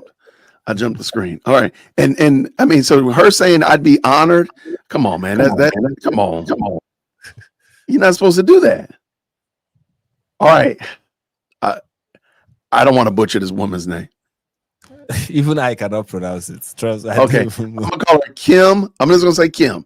A spokesperson for Nigeria's foreign ministry said that his country has noted the U.S. statement on religious freedom, saying we remain committed to our resolve to tackle the violent extremism that is fueled by special interests who have helped drive such decay and division into countries across the intersecting West African and Sahel regions. What do you think? Uh, I like the use of the phrase special interest. Yeah, I thought that was interesting too. Yeah, where Fueled is it? by special interest. It's not fueled by special interest. Of course, yeah, there are special interests, but that's not what is the primary driver. The primary driver is Islam, is radical Islam. The special interest is the desire to establish a caliphate, and the Nigerian politicians that are using it as a political tool. That will be the special interest. But of course, I know that what she means by special interest is that somehow America is responsible for this in one way or the other. You know, there was this time where a congressman from the United States said that USAID was used to fund Boko Haram, and people have run with that and say, you see, Boko Haram was funded by the United States, therefore the United States is responsible for the existence of Boko Haram. Right. I'm like, first of all, I don't know what the congressman meant by USAID was funding Boko Haram. Was it funding Boko Haram directly or indirectly? Because you can say someone is funding something, and what you meant is, I gave money. It's just like I gave money to the Nigerian government, and the Nigerian government gave it to this minister, and this minister gave it to this person, and this person used it for this program, and then using it for this program, part of the funds end up in the coffers of Boko Haram. You know, that can mean you funded Boko Haram, and it can also mean we sent it directly to them. So which is it? He doesn't explain. But Nigerians don't even consider the possibility that what could be meant is this, and which I agree with. The USAID funds are being distributed in such a way that leads to wastage and are not used for what it is claimed that. I mean, in Nigeria, having an NGO is like a business now. You say, this is an NGO and we are going to bring education to northern Nigeria, and then you open one small school and then you bag like $500,000 and said look at it. You post a couple of pictures and then you send it back to the United States, and all of it is just one big fraud. And you just pocketed money that you used for nothing. You get it, that, and I believe that's what the senator or the congressman is trying to say, which is when you send this money, there's no oversight. You don't even know how they are being used. They are being wasted, and there is a likelihood that the way the government or the NGO or whoever you are giving this money to is spending it, it ends up in the wrong hands. And sometimes that wrong hand can be Boko Haram. That wrong hand can be ISIS. That wrong hand can be the million terrorist groups in Pakistan. You know. So it can be, that is how it happens. It's not like USAID is going directly into the account of Boko Haram. No. You know, It's but just, of course. right. Many hands touch it. Yes. I appreciate it, man. Thank you. The federal government of Nigeria will continue to defend all citizens, irrespective of race, creed, or religion. Kim added, like America, Nigeria has no option but to celebrate the diversity that is our greatest strength. Nigeria is a God-fearing country where we respect faith, tolerance, diversity, and inclusion in concurrence with the rules-based international order. These people are so funny. You are writing to the Trump administration and to the United States, and you are using phrases like tolerance, diversity, and inclusion. You can also add affirmation. What is it called? Affirmative action at TV. So you can include it there while you are at it. Just throw. You can also say you are all for pro LGBT. You are pro LGBTQ. You can throw all of that into the mix. Just to appease the Trump administration. And its diversity is that who are you writing to? Are you writing to Keir Starmer? Are you writing to Donald Trump? First of all, diversity is not our greatest strength in this country. The reason why Nigeria is one of the many reasons why Nigeria is where it is today is because of our diversity. We are very tribalistic, a very, very deeply tribalistic society. That tribalism has affected our ability to come together as a nation to agree on anything that will move us forward. Okay, why you find Love some it. Christians, why you have some Christians in Nigeria right now defending the current administration when it has to do with this issue is because the president is a Yoruba man, and because he's a Yoruba man, they see him as their brother. It's so Nice. interesting how a Christian cannot, despite what the scripture has commanded, cannot see their fellow brother in Christ as their brothers, but would rather take somebody who is a Muslim as their brother because he's from the same tribe. That's how deep-seated tribalism is in this country. Wow. Tribalism will make it that somebody will commit a heinous crime and nothing will be done to him because you don't want to anger his tribe. So tribalism is not our greatest strength. Tribalism has done nothing good for this nation other than give us bragging rights for us to say we have over 300 ethnic groups in Nigeria with different languages. Yeah, it's good to brag about it, but what has it given you at the end What's of it the day? done? Right. The only good side is that whenever they are doing carnivals in Nigeria, people from different tribes will come and display their tribal Right. groups. Yeah, I guess that's the benefit. Wow. And then we tell ourselves, isn't that beautiful? Okay. What are people saying? Nigerian senator wrote on X, I understand that Nigeria is among the 12 countries designated as one of particular concern. The designation of Nigeria is founded on outright falsehoods and wholesale misinformation. Terrorists and bandits in Nigeria kill and kidnap their victims irrespective of religious beliefs. You just let it go? I know I'm going to. I know. Just bring it down. Let me. Shehu Sani, Okay. that's the senator. That's the same senator who said that stuff that I was telling you about, Yep. where he posted list of countries that have high number of rape reports. That's the Senator Shehu Sani, and what he's saying here is, of course, it's just ridiculous. He said the designation is founded on outright falsehood and wholesale misinformation. What part of it is outright falsehood? He doesn't specify. Why is it outright falsehood? He doesn't specify. Wholesale misinformation based on what? And then this is one thing that they do. It's just terrorists and bandits. It's not Islamic terrorists and Islamic militants. It's just terrorists and bandits, without any religious affiliation whatsoever. Terrorists and bandits. It doesn't mention that when these terrorists and bandits attack, they shout Allahu Akbar because they are devout Christians, of course.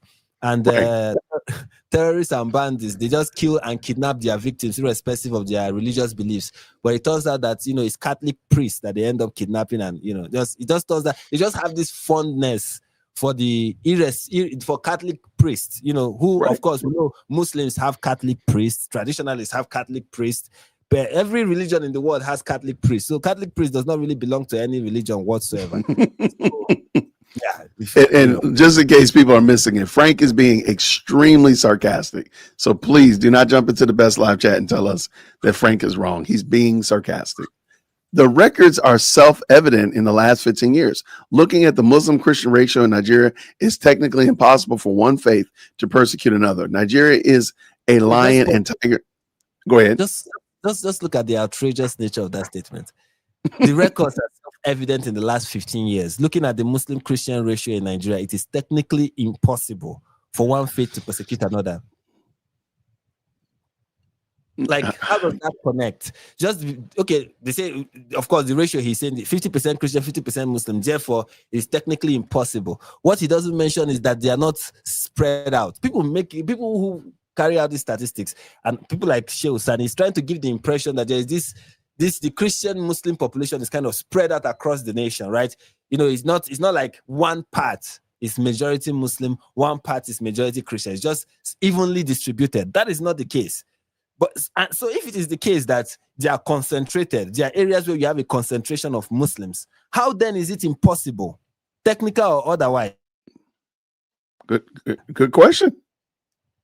Well, Frank, it's because it's a lion and tiger situation, not a lion and a zebra configuration. Powerful. That's why. I'm happy that he's cracking open a dictionary. This is powerful stuff. I'm happy. This is stunning and brave, man. Stunning and brave. Trump was misinformed by atrocity. By anarchists and lackeys and apprentices of neocolonialism who aim to benefit from their seeds of division, divisiveness, and discontent. good night.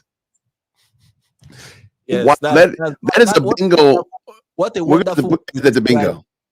what a wonderful way to describe victims of Islamic terrorism. Yeah, that's what we are. When Muslims, like that pastor we just watched, that is an anarchist and a lackey, an apprentice of colonialism who aims to benefit from the seed of division, divisiveness and discontent. It just goes to show you how wicked these people are. Because this is not just lies, this is wickedness. That's just goes to show you how wicked these people are.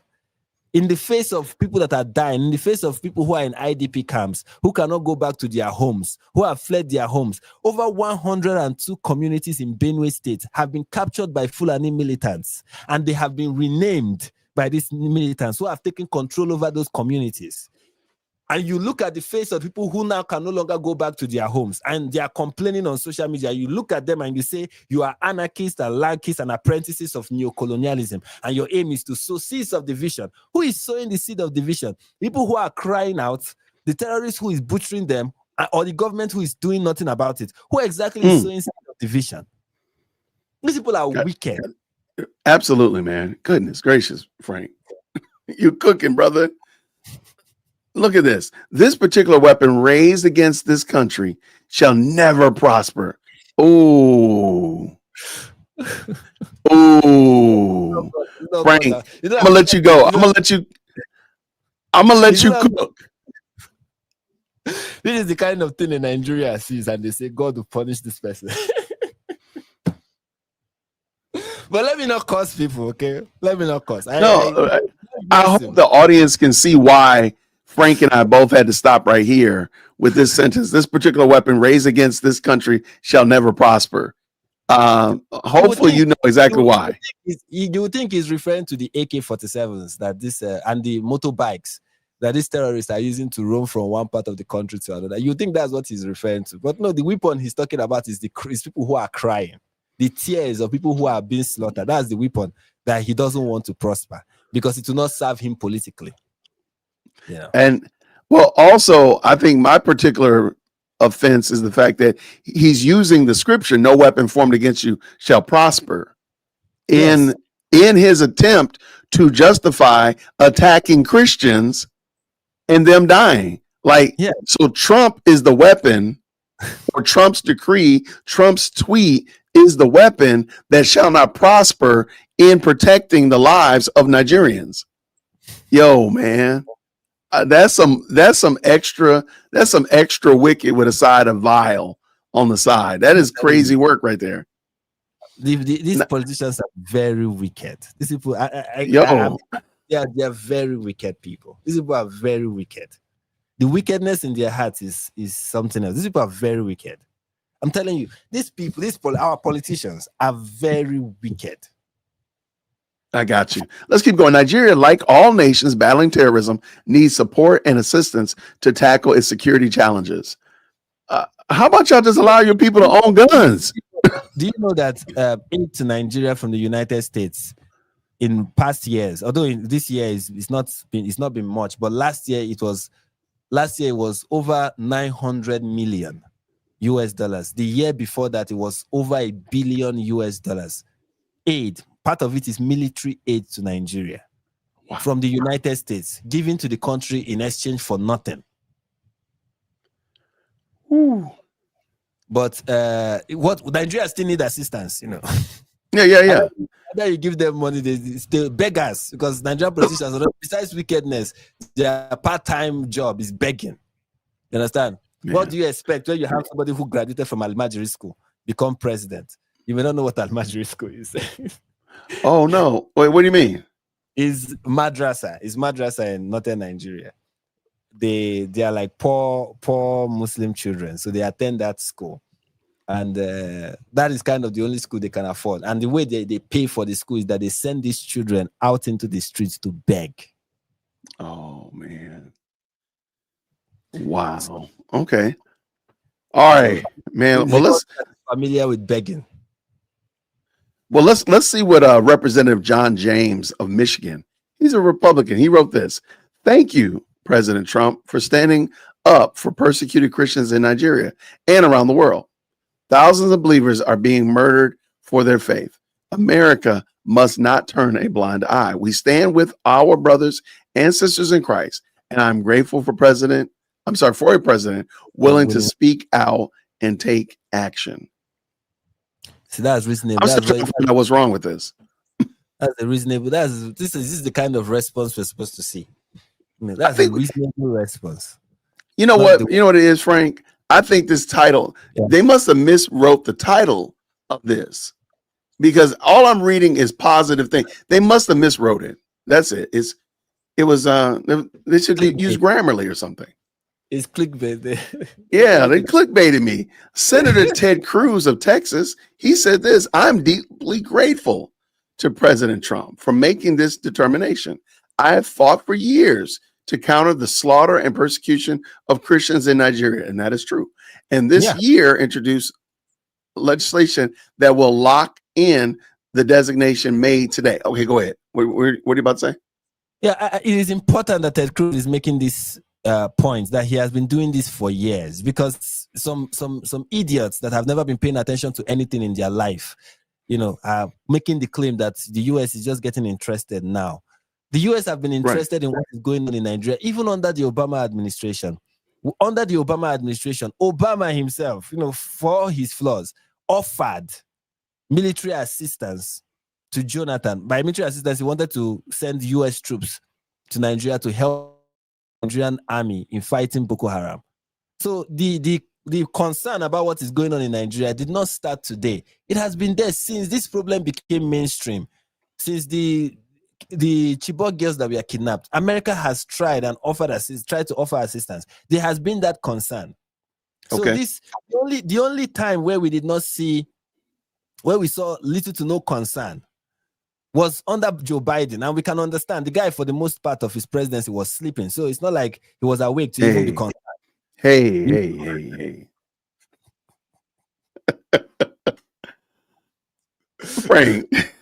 Frank, don't do that to that man. Even though we know it's true. We know it's true. He wasn't there. He wasn't there. He was like Buhari. Buhari visited, when Buhari, the former president of Nigeria, the late former president of Nigeria, visited Trump. Trump said that he looked like a lifeless individual. So, we also have our own lifeless. Yeah.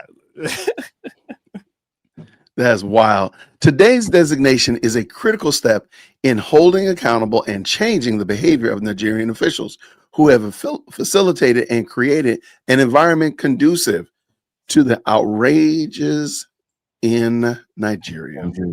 Very true. Very true. What is next? They have been complicit, and they have been facilitators. They have. I love it. The House Appropriations Committee will look into the events in Nigeria to determine if further action should be taken, and the president will announce what measures the U.S. will take following his designation of concerns regarding Nigeria. Yeah. All right. So you know what?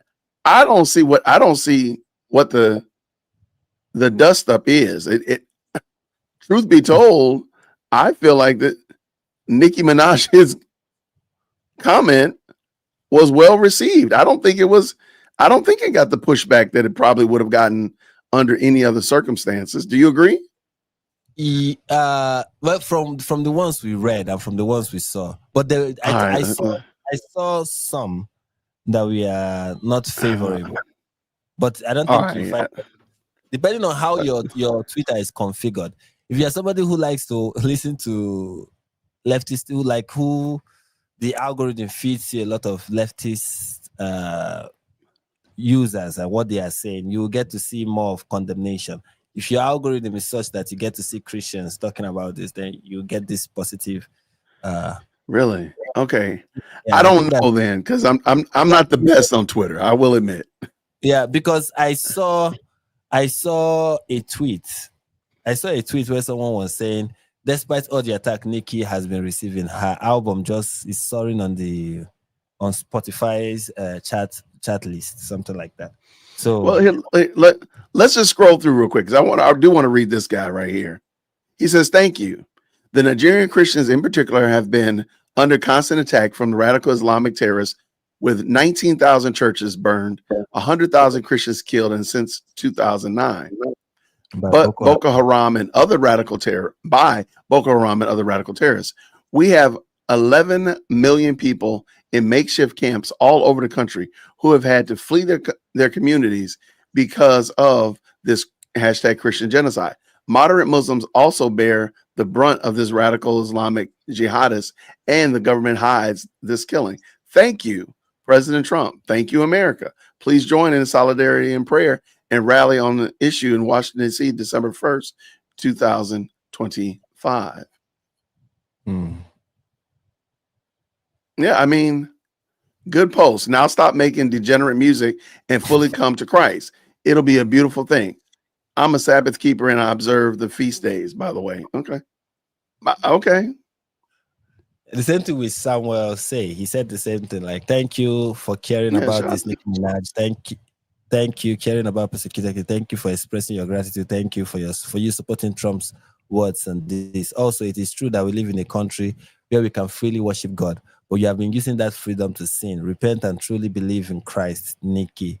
Live the kind of life that would be persecuted in northern Nigeria. Okay, that last sentence. That she's already doing that last sentence, but like, okay, she's already living the kind of life that will make you persecuted in northern Nigeria. Well, yeah, they would persecute her not only because she's a Christian, but just because she's making that, she's just that kind of person. If they find her, oh my goodness. Yeah.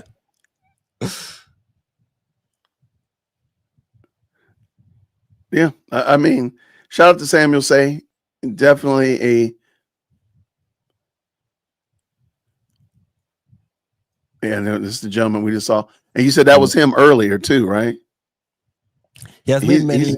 He has so many videos on. Although he's not the one posting it, people post it for him. Yeah, but there are so many videos of him addressing so many issues. There are ones where he's with victims of the attack. There are ones where he's explaining things that have happened, and there are also other people too, other pastors from Benue State and from Plateau State that this picture is not from Nigeria. This is from Sudan.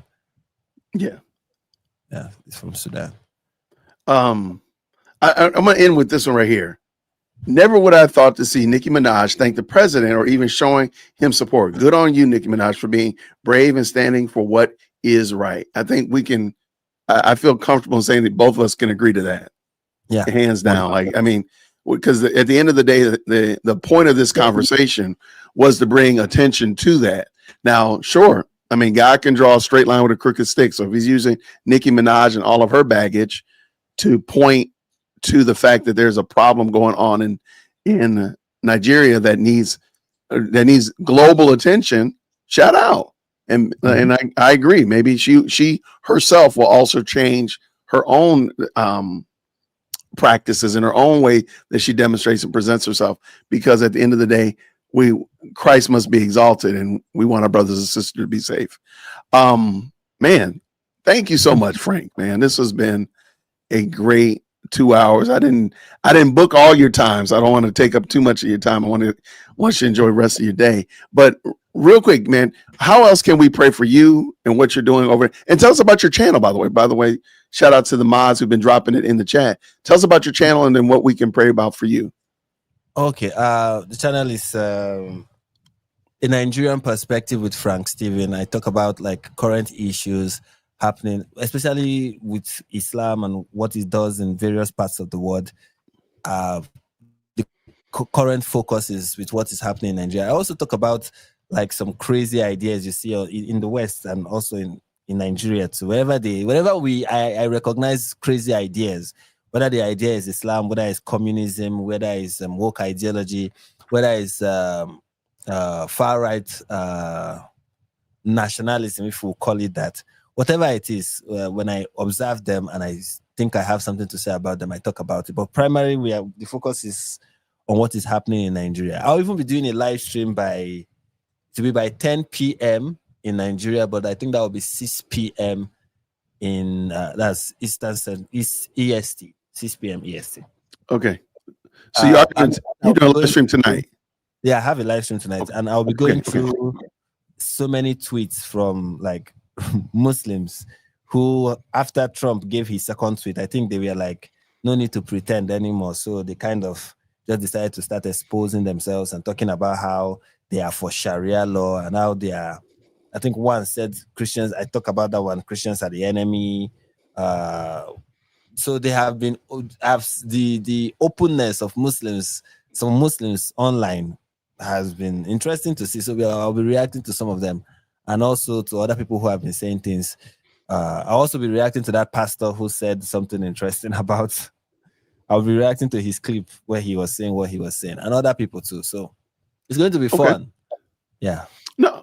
Well, man, thank you so much, man. And I want to make sure the mods, if they could just drop Frank's link in the chat. I do want to make sure that we go by and support him and hit the bell notification so you're made aware in your own time zone when Frank is going to be on. Because good gracious, man, sometimes doing that math be mathing sometimes. So I understand. Just make sure. Just click that notify me, and when I go live, you get the notification. There we go.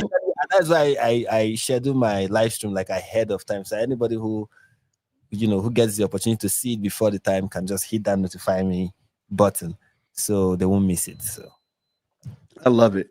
And I just want to say thank you to Avenger for this very kind super right here. He says, Nikki's receiving flack because her leftist fans think she's supporting Trump with this measure. But why would you not, though? I mean, like, yes, she's supporting Trump because he's doing the right thing. Like, we can think in proper categories. Maybe Trump is doing something wrong. Maybe he puts pineapple on pizza. I can't support him in that. But in this situation, I can support him. You can think in proper categories. That's the thing. I don't think people want to actually think in proper categories. As far as I know, Trump wears Adidas, and I'm an Adidas fan. So Trump is okay in my book. Now, if I find out tomorrow that he supports Nike, we're going to have a problem. But that means I can still I don't support his footwear. I support what he said about Nigeria. Those two things can exist. So shout out, thank you for the very kind super. Go ahead. But you know when it has to do, when people get political, they don't think like that. Like, especially when it is tribal, when politically your politics have become very tribal.